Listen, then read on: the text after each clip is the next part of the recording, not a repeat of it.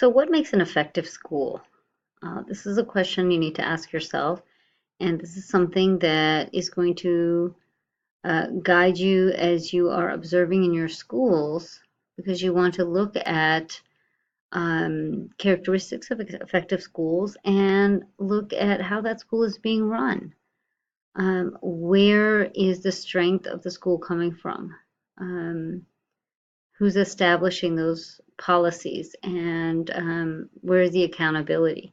These are some things you want to think about when you do your observations, and you're also going to be reflecting on this as you are looking for schools to get a job in, because obviously you want to work at a school that is effective, that's helping to meet students' needs. This diagram here has a couple of the characteristics of an effective school. High expectations of all learners. This, through research, has been shown to be one of the number one um, aspects to an effective school is high expectations. All right. If you set those expectations high, then students work towards them and teachers work towards getting students to meet those expectations. That there should be some accountability in schools.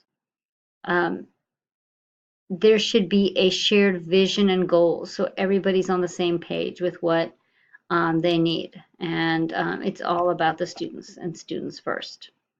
The teaching should be purposeful. It should be strategic and planned out, so we can actually meet those shared goals. There should be a focus on teaching and learning. There should be professional leadership, how we can grow as teachers and become better at serving our students. There should be a stimulating environment for that learning. So these are some of the characteristics of effective schools.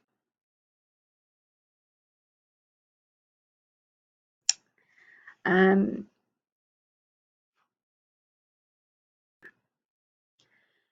Here are some other aspects to what makes a school effective. We talked about the high expectations.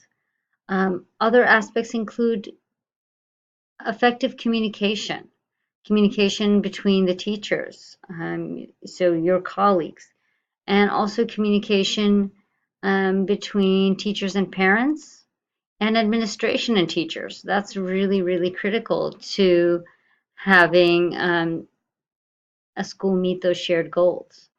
Teachers are task oriented, so in the classroom, they're spending most of the time in academically engaged activities. Okay, that means learning is happening. Effective classroom and behavior management. There should be strong leadership, and in the diagram, we looked at providing professional leadership. Parents should be involved, and schools have to make that attempt to reach out to parents and get them engaged in the school. Studies do show that when parents are involved, it definitely increases the chances of students being successful because they have that support, they have that understanding at home. And of course, a calm, safe, orderly, pleasant learning environment should be present for all students. Let's shift to why schools are important. What is the point? What is the purpose? What is the goal of why students go to school? And we spend years doing so. So the first one here is intellectual purposes. So, to develop our thinking, to gain greater knowledge. That is one of the purposes of schools. Then we have political and civic purposes. So that is training us to be good, informed citizens. How are we responsible for ourselves and for those around us? This is looking at beyond just us. It's looking at how we can better society. Okay, voting, serving, our own individual responsibilities towards our communities. This is all part of political and civic purposes. Economic, pretty clear, it's preparing for the workforce. Okay, so you go to school to learn those skills that are needed so that you can secure a job in the future. Okay, and then we've got social purposes, and that involves adapting to the social milieu, so the environment socially around you, and teaching students how to cope, um, how to communicate differently to different individuals, time and place. All of this is a part of the social purposes of schools. So we've looked at an effective school. What are the characteristics of an effective school? And we've looked at school culture and the two different models, the transmission and the recreation of school culture. As it pertains to socialization, we've looked at the four main purposes of schools. The last thing I wanted to briefly address is what is the role of a teacher, and how does that role change from elementary, middle to high, and even at pre-K? So I want you to think about it. Think about your own experiences in these different grade levels. What, as a student, were you experiencing? What were you going through? And based on that, how should the teacher's role be at each of those grade levels? At elementary school, what are some of the things we need to keep in mind? Okay, the role of the teacher is to be a gatekeeper. They're protectors of those kids. They provide supplies, they grant special privileges to the students, they help them maintain structure and time. In an elementary school, you're learning so many critical aspects of coping with day-to-day life. Delayed gratification, learning when to wait, learning time and place, learning when to interrupt and when not to, learning basics of social skills. So in elementary, it's really this foundation. You're creating a strong, the roots of the tree that will eventually grow to be this beautiful tree as the student moves through the different grade levels. And so the role of the teacher is so critical at those levels. When the student is going into middle school, you're not only experiencing cognitive changes, but there's so many behavioral changes. There's questioning of a self-concept, self-esteem concerns. A student is developing their identity.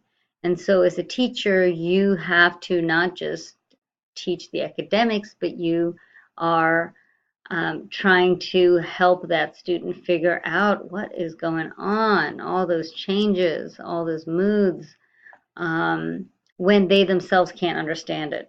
So that is a little bit of a challenging aspect of middle school. And that also continues throughout high school. Some figure out their identity and their sense of self and have a great self-confidence and are self-initiators by the time they get into the beginning of high school, and others are still figuring it out. As instructors, you are incorporating what the different school goals are, looking at the curriculum, and figuring out how to meet the needs of those students based on class size and things of that nature. So at each level, the role of the teacher changes a bit based on where the students are. There are 7 key developments in the needs of early adolescence. So they need positive social interactions. They need some structure and clear limits. Physical activity, and this is key.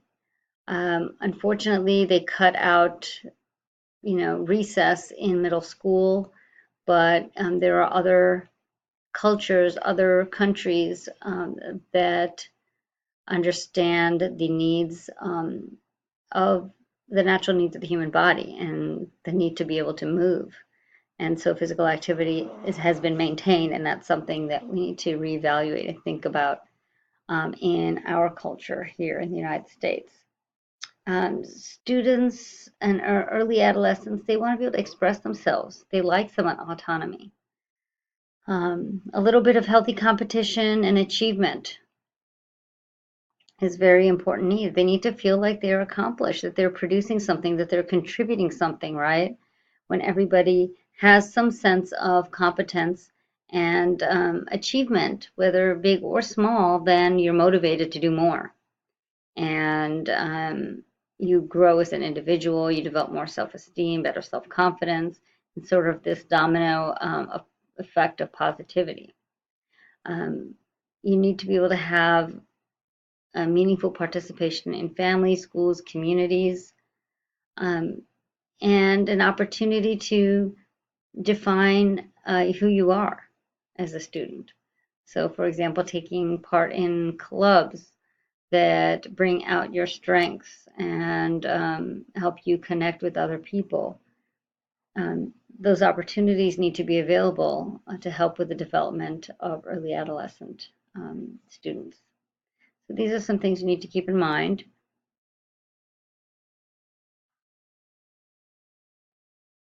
Take a moment to reflect on what you learned out of this lecture burst. What is the role of culture in education and schooling?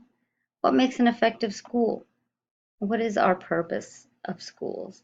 And how does the role of teacher change as you move through the different grade levels? See if you can answer these questions and explain to somebody else your responses as well.